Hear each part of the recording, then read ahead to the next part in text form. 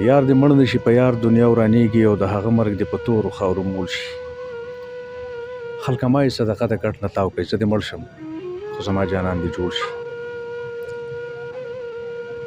والله چېرته هم دا سوچ نه و کړی، چېرته هم دا فکر کې، چېرته پخوا خاطر کې هم نه و راغلی چې بهر صاحب به زموږ نه ځي، زموږ نه به جدا کېږي. او اوس هم چې زه ګورم نو زما ذهن پوره کار نه کوي. زه یم چې یاره دا داسې ګپ دی، قسم په خدای.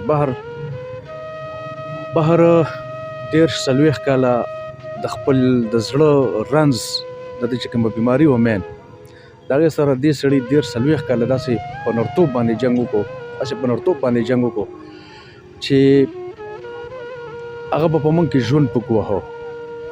موږ ته به څه مسله وه، موږ یاره داسې چل دی. ده به نه مړه ای به سړی لري، دا خو څه خبره نه ده.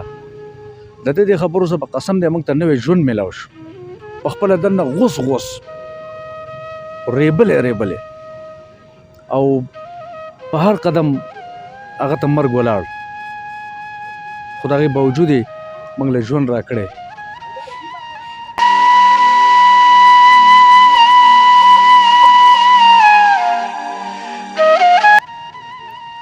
نشم کولی خبرې